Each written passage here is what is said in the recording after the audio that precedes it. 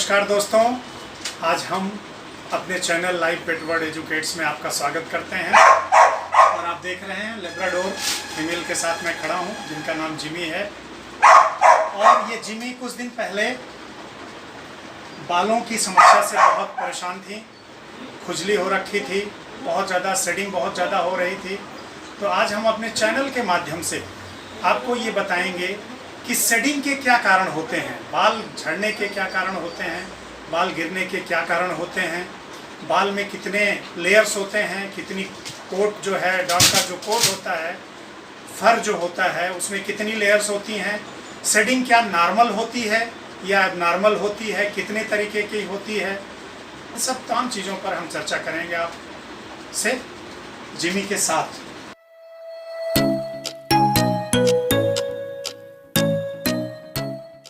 तो जैसा कि मैं आपको बता रहा था अभी जिमी के साथ कि बहुत दिनों पहले ये भी इस तरीके की समस्या से दो चार हुई थी। मैंने इनका थारोली एग्जामिनेशन किया पूरे तरीके से, तो 2 से 3 चीज़ें निकल कर के आई, उनको मैं सीरियली आपके सामने रखता हूँ। सबसे पहली चीज़, बाल झड़ने का जो सबसे पहला कारण होता है वो आपको जानना ज़रूरी है कि बाल झड़ना नॉर्मल है या एबनॉर्मल है। नॉर्मल कब होता है? साल भर में शेडिंग 2 बार अवश्य होती है। इस चीज़ को आप सब ध्यान रखें कि आपके डॉग्स के हेयर की शेडिंग, फर की शेडिंग साल भर में 2 बार अवश्य होती है। एक बार जब मौसम चेंज होता है, गर्मी से ठंड, और एक बार जब ठंड से गर्मी। और ख़ास करके गर्मी और बारिश का जो मौसम होता है, इसमें हेयर शेडिंग बहुत ज़्यादा होती है और ऊपर का कोट निकल करके धीमे धीमे नीचे अंडरलाइन कोट आता रहता है और बाल की शेडिंग होती रहती है। लेकिन यदि वो नॉर्मल शेडिंग है तो शरीर पे खुजली नहीं होगी, स्क्रैचिंग नहीं होगी, बेचैन नहीं होगा डॉग, धीमे धीमे शेडिंग होती रहेगी। किसी तरीके की कोट पे, स्किन पे एबनॉर्मलिटी कोई नहीं होगी। पहले आप ये जान लें कि हमारा जो डॉग है, जो हमारा पेट है, उसके 2 लेयर्स होती हैं फर की। पहला अपर कोट होता है जो काफ़ी लंबा सा होता है, जिस भी तरीके का कोट की ब्रीड होती है। और दूसरा अंडरलाइन कोट होता है जो सॉफ्ट लेयर्स होते हैं, उसके थोड़े थिन और सॉफ्ट लेयर्स होते हैं। और ऊपर का जो कोट होता है वो थोड़ा लेंदी होता है, टफ होता है और रफ कोट होता है। उसका कारण भी है, ये जो कोट है ये बहुत अच्छे तरीके से छिलने से और ठंड से और कहीं भी चोट लगने से स्किन की रक्षा करता है। तो कोट एक कारण से हमारे डॉग्स के ऊपर है, जिसको ईश्वर ने प्रदान किया हुआ है। अब बात करते हैं कि आपका ये जानना जरूरी है कि एबनॉर्मल शेडिंग भी होती है। एबनॉर्मल शेडिंग कब है? आपके अगर पेट में शेडिंग हो रही है तो उसको आप एबनॉर्मल कब कहेंगे? सबसे पहली चीज़, यदि आपके पेट के स्किन पे, डॉग के स्किन पे टिक्स, लाइस, फ्लीज अगर ये सब मौजूद हैं तो खुजली बहुत ज़्यादा होगी। उसको हटाने के लिए खुजली करेगा और शेडिंग होगी।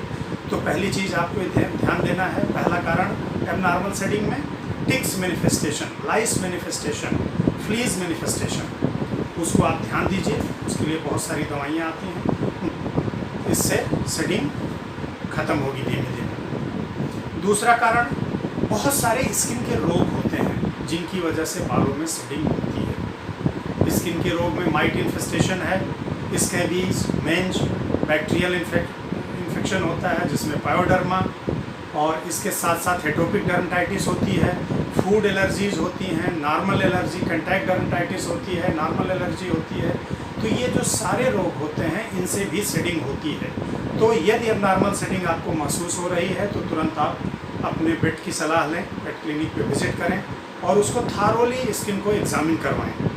और इसके साथ साथ यदि आवश्यक है तो स्किन स्क्रैपिंग भी करवाएं, जिससे पता लग सके कि एग्जैक्टली किस पैरासाइट की वजह से ये दिक्कत होती है। इसके अलावा हार्मोनल इम्बैलेंस भी होता है। जब भी माँ जो है बच्चे देती है, डॉगीज बच्चे देते हैं, उस समय भी, बच्चे देने से पहले और बच्चे देने के बाद भी हार्मोनल इम्बैलेंस की वजह से भी शेडिंग होती है, जो धीमे धीमे अपने आप नॉर्मल हो जाती है। इसके अलावा शेडिंग का एक कारण और भी होता है, थायरॉक्सिन की अगर थायराइड की अगर प्रॉब्लम है, हाइपोथायराइडिज्म है, तो भी उसको दिक्कत होगी और शेडिंग होगी। अब बात करते हैं कि इन शेडिंग्स को रोका कैसे जाए।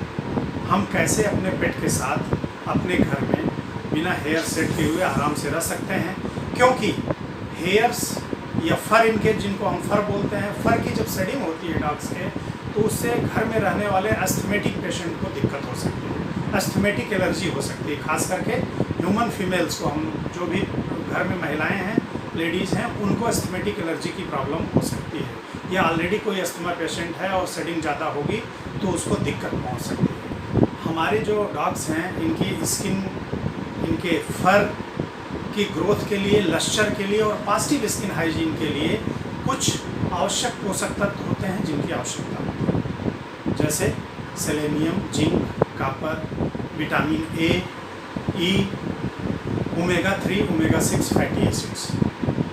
हम कुछ भी ना करें, लेकिन यदि ओमेगा 6 और omega 3 fatty acids along with vitamin A, D, 3, E, H और इन सारे पोषक तत्वों के साथ जो सप्लीमेंट आता है बाजार में, पेट क्लिनिक से विजिट करके उसको लें और पशु चिकित्सा अधिकारी की सलाह से, वेटनेरियन की सलाह से आप उसको नियमित देते रहें खाने की तरह, तो कभी भी हेयर लॉस की समस्या, फर शेडिंग की समस्या नहीं होगी, खास करके एबनॉर्मल कंडीशंस। और एक चीज़ जो मैं अपने भ्रांति देखता हूँ, अपने जो हमारे पेट ओनर्स हैं, वो कभी कभी पता लगता है महीने 2-2 महीने तक अपने पेट्स को नहलाते नहीं। ऐसा ना करें।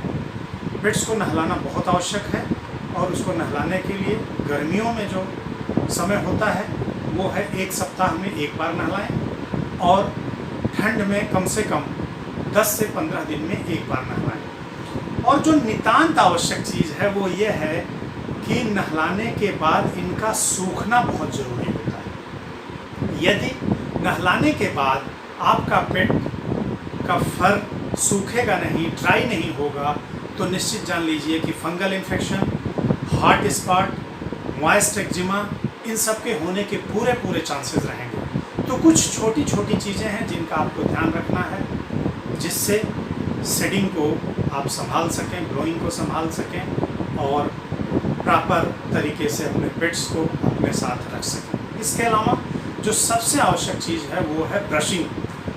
ब्रश कई तरीके के आते हैं। लॉन्ग हेयर कोट के लिए अलग ब्रश आता है, मीडियम हेयर कोट के लिए अलग ब्रश आता है। जैसे मैंने अभी आपको बताया कि डॉग के कोट में 2 लेयर्स होती हैं, तो जो लॉन्ग हेयर कोट के हमारे पेट्स होते हैं, डबल हेयर कोट के होते हैं, उसमें ऊपर का जो कोट होता है, अपर कोट, वो काफ़ी हैवी, लेंदी और स्ट्रांग होता है, नीचे का कोट सॉफ्ट होता है। जो मीडियम हेयर कोट होते हैं उनमें जो अपर कोट होता है वो ठीक ठाक होता है, उसके अलावा नीचे वाला जो कोट होता है बहुत टिनी और हल्का होता है। तो हमें ये ध्यान रखने की ज़रूरत है कि ब्रशिंग बहुत ज़रूरी है। अपने पेट को ब्रश कैसे करें ये जानना बहुत ज़रूरी है। जो मीडियम हेयर कोट हैं उनके लिए अलग ब्रश आता है जिसको फर्मिनेटर बोलते हैं। उसका एक अच्छा खासा कार्य होता है फर्मिनेटर का। जो भी डेड हेयर्स होते हैं उनको निकालता हुआ फर्मिनेटर आगे बढ़ता है। और हर समय ब्रश एक बार टुवर्ड्स डायरेक्शन ऑफ हेयर्स करना चाहिए, एक बार अगेंस्ट डायरेक्शन ऑफ हेयर्स करना चाहिए। प्रॉपर तरीके से ये करके, और ब्रशिंग के बहुत सारे फ़ायदे हैं मित्रों। ब्रशिंग से क्या होता है, कोई भी एक्टोपैरासाइट्स अगर बॉडी में है तो वो निकल जाता है। फ्लीकाम आता है, अगर आपको महसूस हो रहा है तो फ्लीकाम का इस्तेमाल करें। फ्लीज हैं तो वो निकल जाएंगी। प्रॉपर ब्लड सर्कुलेशन मेंटेन होता है स्किन का, और स्किन की लश्चर बनी रहती है, हेयर कोट बहुत अच्छे से रहता है। तो ये मुख्य बातें थी जो मैंने आपको बताई कि हेयर शेडिंग, फर शेडिंग क्यों होती है, क्या कारण है, नॉर्मल है कि एबनॉर्मल है, इन्फेक्शन की वजह से, हार्मोनल इम्बैलेंस की वजह से है, या किस कारण से शेडिंग हो रही है। तो इन सारे कारणों को ध्यान में रखते हुए और उस पर ध्यान देते हुए अपने पेट का पूरी तरीके से ख्याल रखें और उसको अच्छे से अपने साथ रखें और उसके साथ रहें। किसी भी तरीके की कोई अस्थमेटिक एलर्जी या बीमारियों को ग्रहण न करें फर शेडिंग होने की वजह से। तो मेरे प्यारे पेट ओनर्स मित्रों, आज के लिए बस इतना ही। और चलते चलते मैं आपसे, मेरी एक गुजारिश है कि जो पेट है आपके पास, जो डॉग है या और भी कोई पेट है, वो आपके परिवार का सदस्य है। उसको भी आप उतना ही तवज्जो दें, उसको भी अपने परिवार का सदस्य मानें और उसी तरीके से उसके साथ रहें, क्योंकि ये बहुत ही सेंटिमेंटल होते हैं, बहुत ही इमोशनल होते हैं।